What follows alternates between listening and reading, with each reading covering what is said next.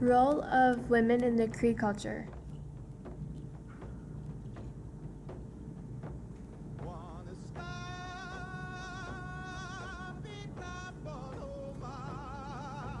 What is culture? Culture is made up of the characteristics and knowledge of a particular group of people. It consists of language, religion, cuisine, social habits, traditions, and arts.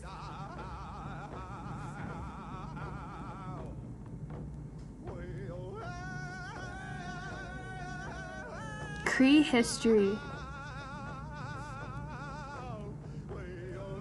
The name Cree originated with a group of indigenous peoples near James Bay. Cree live in areas from Alberta to Quebec in the subarctic and plains regions. For thousands of years, the ancestors of the Cree were thinly spread over much of the woodland area that they still occupy. Though the government made general promises to protect Cree land rights and their traditional way of life, the treaties gave the federal and provincial governments the power to intervene in Cree traditional culture.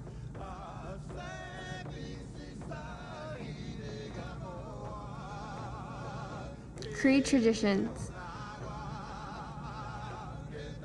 The Cree celebrated their culture through many traditional ceremonies and rituals that hold significant meaning to Cree life and define Cree culture. The Cree participated in a variety of cultural ceremonies, including the sun dance, feasts, pipe ceremonies, sweat lodges, and many more. Art and music are important elements of Cree culture, well known for the beadwork. Cree women created beautifully functioning clothes, bags, and furniture. Plain Cree women also decorated the outside of their teepees with paint.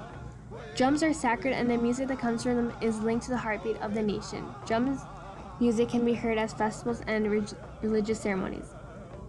One of the traditional ceremonies is called the walking out ceremony, which is a ritual where children are welcomed to community. The ritual is held as soon as the child is able to walk, as the Cree tradition indicates that children's feet should not touch the ground. The community gathered inside the tent embraces the children as new members of their society.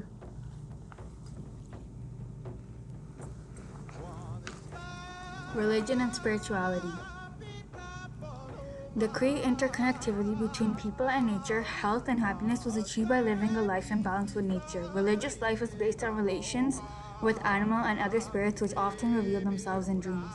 Food was always a first priority and would be shared in times of hardship or in times of plenty when people gathered to celebrate by feasting.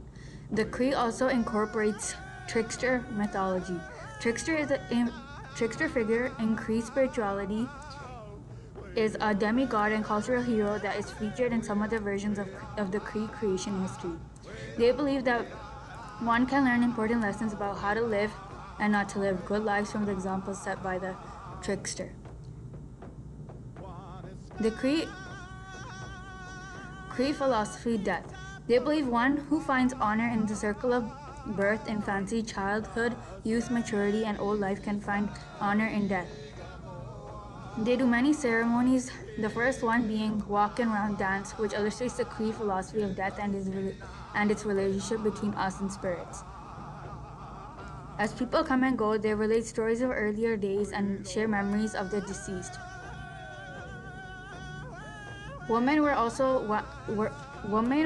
the ones who washed and dressed the body in preparation for its burial. Women who also made moccasins to place on the deceased's feet. Women prepared the meals during the day of the bereavement, and the food of the feast following of the burial is also prepared by the women.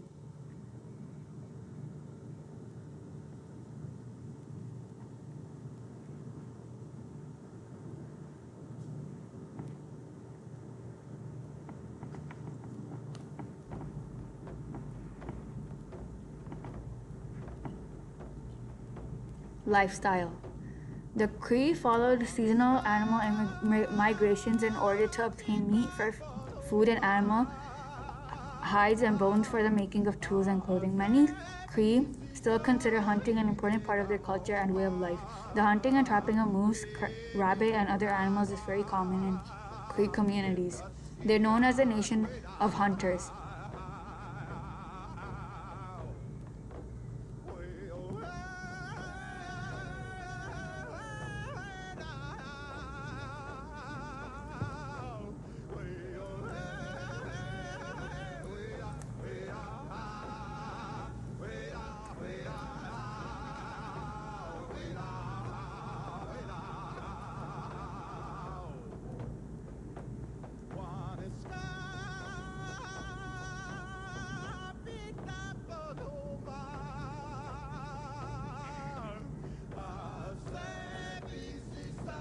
Language spoken.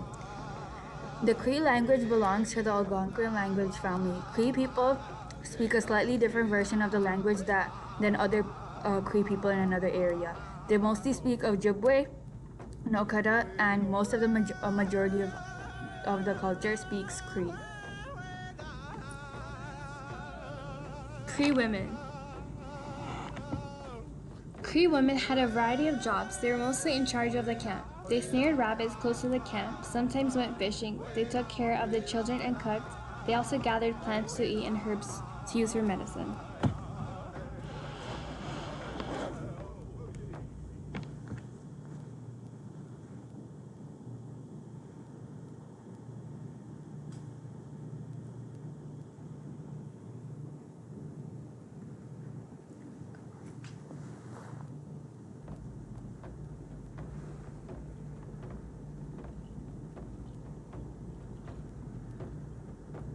How are Cree women portrayed in 3-Day Road? What is seen as an integral part of the Cree way of life is met with hostile attitudes from the Wemishko, resulting in conflict between the cultures. These hostile attitudes stem from the lack of knowledge into the Cree way of life. Language plays a large role in the novel, and it is vital in the communication and understanding of the world and other cultures. The difference in the Cree and the English language creates a different framework in which the world is interpreted, and these different perspectives of the world participate the culture clash. Niska's limited understanding of the Wemish technology and culture is evident, and her lack of social experience further characterizes her as a societal outcast. Niska and 3-Day Road differs from other Cree women as they are more modernized and live in town, whereas Niska stayed true to her roots and continued to live in the bush. The other Cree women in 3-Day Road who live in the Wemishkov town dress in skirts and clothing that differs from the Cree culture in an effort to fit in with the whites. Oppression on Cree culture. Oppression visited upon the indigenous First Nations people is shown throughout the novel. The Wemishkov consistently betray, doubt, mock, and exploit the Cree. Niska is betrayed and mocked by the French hunter, which leads her to reject the hateful Wishcombe town and retreats back into the bush.